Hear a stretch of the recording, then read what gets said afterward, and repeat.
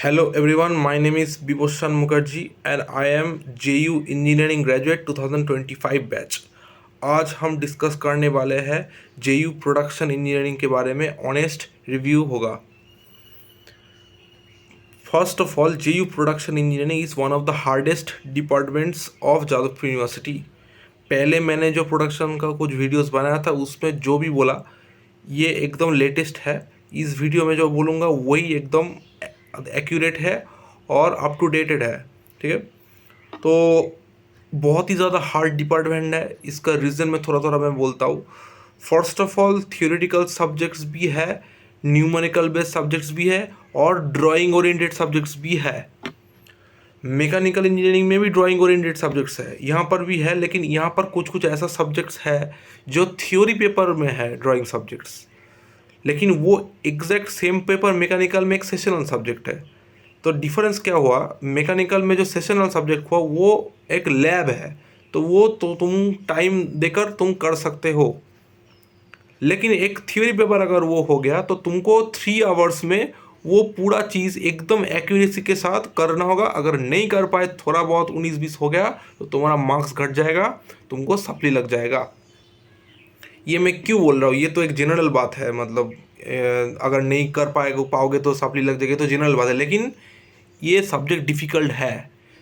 ये जो सब्जेक्ट मैं बोल रहा हूँ, subjects, not one subject, subjects, जिसमें ड्राइंग्स वगैरह बहुत सारा चीज़ है, उसमें पास करने में बहुत ही ज़्यादा दिक्कत होता है स्टूडेंट्स को।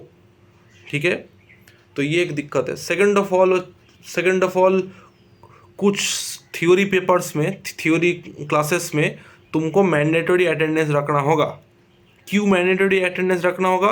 No comments. Okay, mandatory attendance रखना होगा कुछ कुछ थ्योरी पेपर में in production engineering, sorry theory classes में। लैब्स वगैरह तो तुमको ठीक ठाक करना ही होगा। कुछ कुछ लैब भाईबा बहुत ही ज़्यादा स्ट्रिक्ट होता है।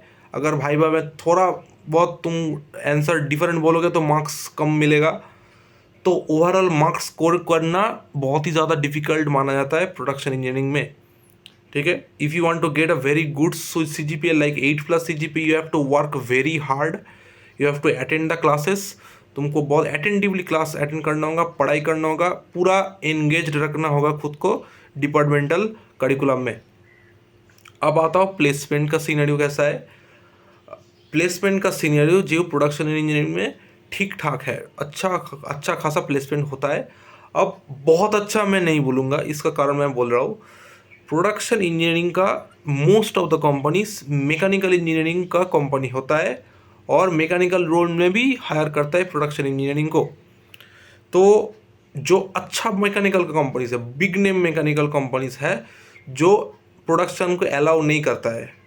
Okay, there are certain good companies, good big name companies as well as high paying companies, वो सिर्फ स्ट्रिक्टली मैकेनिकल को अलाउ करता है, प्रोडक्शन को अलाउ नहीं करता है। तो ये एक दिक्कत है, लेकिन most of the mechanical companies generally allow कर देता है प्रोडक्शन को। तो परसेंटेज अगर बोलोगे तो ऑलमोस्ट 70-75% मैकेनिकल कंपनीज प्रोडक्शन, 75-80% तो बोल सकते हो, प्रोडक्शन को भी अलाउ कर देता है फॉर प्लेसमेंट।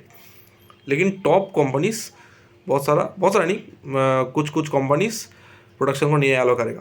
प्रोडक्शन का खुद का भी कोर है, प्रोडक्शन का खुद का कुछ कुछ कोर है जो JU में हायर किए हैं पहले, जैसे कि हिंदुस्तान कोका कोला बेवरेजेस, उसके बाद आशीर्वाद, ऐसा कुछ कंपनी है जो प्रोडक्शन रोल में आता है। ठीक है, ये प्रोडक्शन स्पेसिफिक कंपनीज है, ये कुछ कुछ कंपनीज है। सैलरी ठीक ठाक मिल, अच्छा ITC भी है, ITC में भी प्रोडक्शन रोल है। तो ऐसा कुछ कंपनीज है जो आता है, सैलरी भी ठीक ठाक मिलता है। अगर कितना सैलरी अगर बोलोगे तो प्रोडक्शन कोर अगर बोलोगे तो ये mostly ranges from 7 LPA to 9 LPA के आसपास। कुछ कंपनी ज़्यादा भी देता है, जैसे कि 11 LPA 12 LPA भी होता है, लेकिन वो नंबर थोड़ा कम है। और मैकेनिकल कोर अगर बोलोगे तो वो भी 7 to 8 9 LPA के आसपास होता है मैकेनिकल कोर जॉब्स। कुछ 6 LPA की भी है, उससे कम भी बहुत सारा है। तो ओवरऑल कोर कंपनी तुमको मिलेगा। टॉप मैकेनिकल कंपनी नहीं वाला करता है, प्रोडक्शन का खुद का कोर है।